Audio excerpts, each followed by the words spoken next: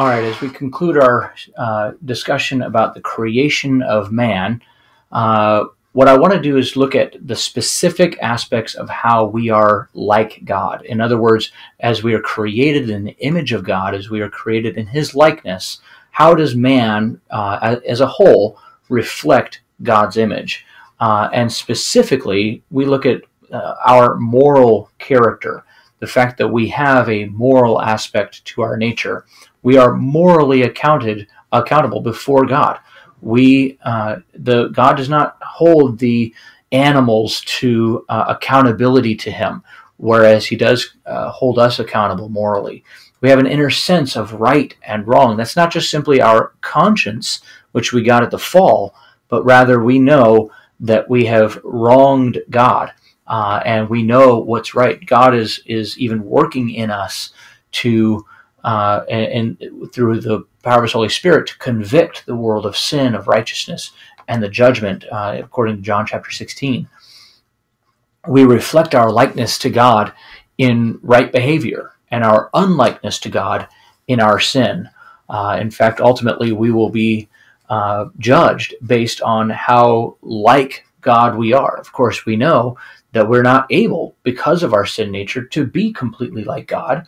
And so what we need is the likeness of Christ, the perfect man, on us so that we can become more Christ, so we can become Christ-like with His righteousness on us so that we can become acceptable to God.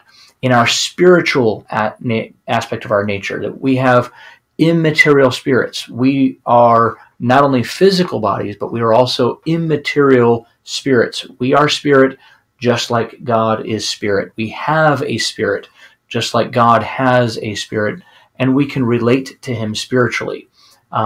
We have that spiritual life. We can relate to God on a spiritual level because we are spirit beings like God is. And we are immortal.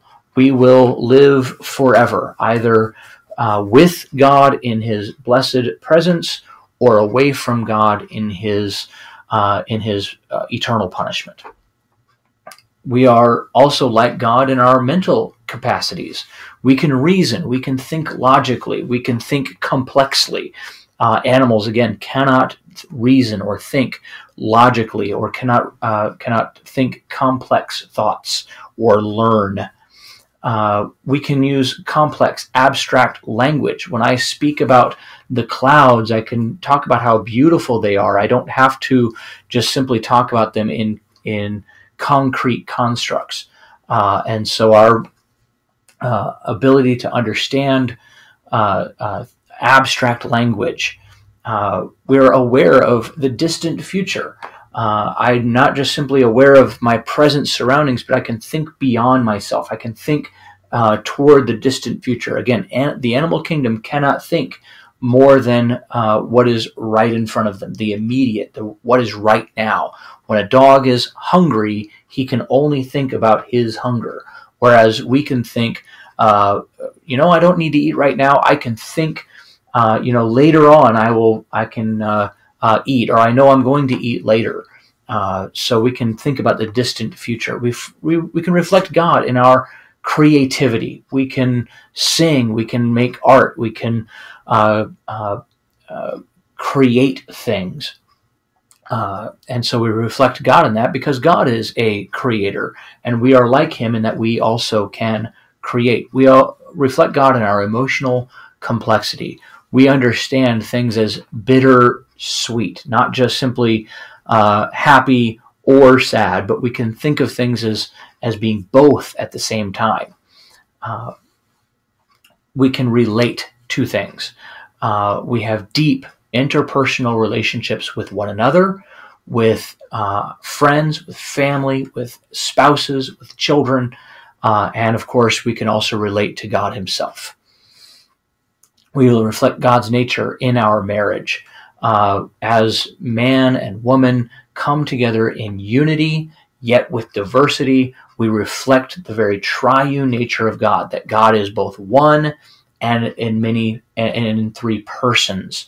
As we look in the next lesson next week, we're going to be looking at man and woman and our roles and equality.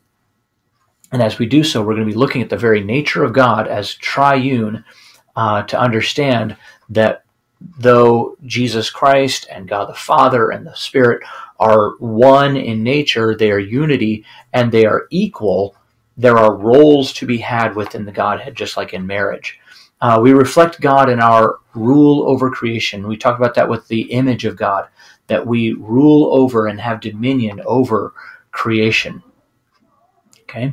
In our physical aspects, not very much. God does not have a physical body, but we do reflect some of God's abilities, some of God's characteristics through our body. So we talk about the eyes of God, that God sees. Well, we have eyes and we see. We have hands. We talk about the hand of God doing things. And so it's not only anthropomorphism, that we're speaking of God in ways that we can understand, because and attributing to him human qualities, but also the way that he communicates to us and gives us physical bodies so that we can better relate to him in that way. And finally, and most importantly, we have great dignity as bearers of the image of God. Because we bear God's image as a human race, there is great dignity in that. And life itself, human life, is itself precious and must be cherished because we are in the image of God. We enjoy that status of being in God's image, and because of that, we should not harm or hurt or even put down others, because they also were made in the very image of God. We looked at these special terms, the image of God, the likeness of God. We didn't really cover in the videos, but Wayne Grudem covers in his book the Latin term imago Dei, which simply means image of God.